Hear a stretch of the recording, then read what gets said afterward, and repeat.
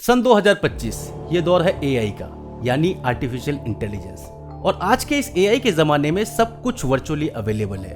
Virtual friendship, virtual relationship, virtual shopping, virtual tours, सब कुछ virtual. लेकिन क्या आपने कभी सोचा है कि इस एआई के ज़माने में वर्चुअल मंदिर भी हो सकता है? यानी कि एक एआई पावर्ड मंदिर जहाँ पे भक्त भी ऑनलाइन होते हैं, भगवान भी ऑनलाइन होते हैं, और तो और ये भगवान ऑनलाइन अपने भक्तों को सॉल्यूशन भी दे देते हैं।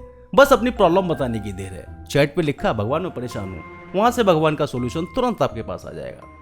लेकिन आज के दौर के इन वर्चुअल भक्तों को शायद ये नहीं पता कि ये जिस ऑनलाइन भगवान या फिर जिस मेटा मंदिर में दर्शन करने जाते हैं वो बेसिकली एक ट्रैप है। हमारी आज की कहानी भी कुछ ऐसी ही है, जहाँ कुछ यंगस्टर्स एक मेटा मंदिर नाम के हॉरिफाइंग ऐप में ट्रैप हो जाते हैं और एक टाइम पर सिचुएशन इतनी वर्स्ट हो जाती है कि ये एआई वाले भगवान इनकी मौत का कारण बन जाते हैं। तो चलिए कहानी की शुरुआत करते हैं। तो कहानी की शुरुआत होती है 2025 में।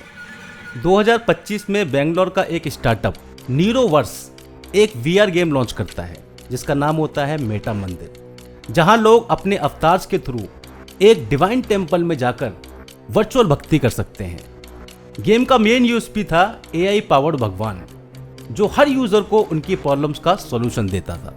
लेकिन कुछ यूजर्स के अकाउंट्स डीएक्टिवेट हो रहे थे परमानेंटली।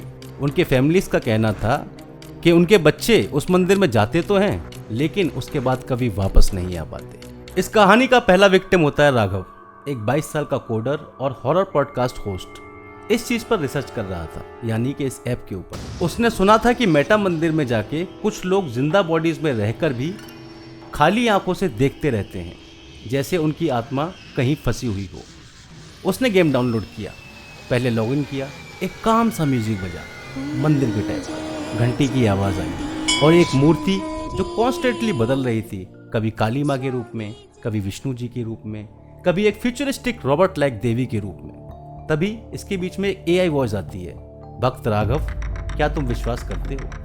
राघव ने बहुत ही खुशी से हाँ में सर हिलाते हुए बोला, जी मैं विश्वास करता हूँ। उसके वीआर हेडसेट के अंदर सब कुछ रियल लग रहा था। गेम ने उसकी पर्सनल मेमोरीज एक्सेस की, माँ की फोटो, उसका घर, उसका डर, उसका गिल्ट। सडनली एआई भगवान जी बोले, अपने पापों का प्रायश्चित करो और पूजा शुरू करो। क्योंकि उस ऐप के जरिए मेटा मंदिर ने राघव का पूरा डेटा और बैकग्राउंड हैक कर लिया था। पूजा करते ही राघव को हेलुसिनेशंस आने लगे, एक शैडो वर्जन ऑफ हिमसेल्फ जो पूजा कर रहा था, मतलब उसी का एक शैडो वर्जन उसको खुद नजर आ रहा था, लेकिन मुंह से आवाज नहीं निकल पा रही। उसने लॉग आउट करना चाहा लेकिन बटन काम नहीं कर रहे थे। गेम बोला, रियल वर्ल्ड की लिमिटेशन यहाँ नहीं चलती, तुमने विश्वास किया है तो अब तुम्हें यहीं रुकना होगा। इसी के साथ जो है राघव इस मेटा मंदिर नाम के ऐप में अब लाइफ टाइम के लिए ट्रैप हो चुका था और उसका यहाँ से निकल पाना नामुमकिन था।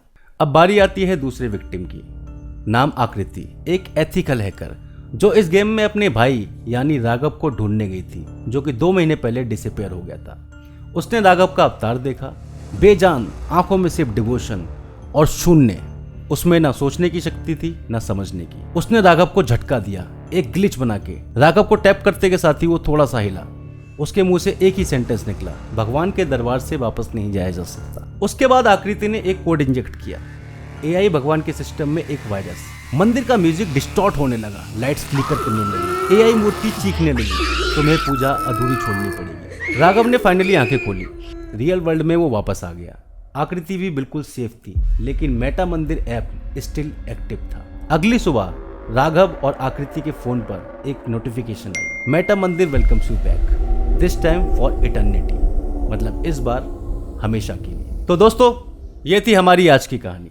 अब आप हमें कमेंट सेक्शन में बताओ कि क्या आप कभी इस मेटा मंदिर में जाकर पूजा करना पसंद करोगे? क्या आप कभी अपनी लाइफ को खतरे में डालोगे? कमेंट करके ज़रूर बताना। मिलते हैं अगली कहानी में।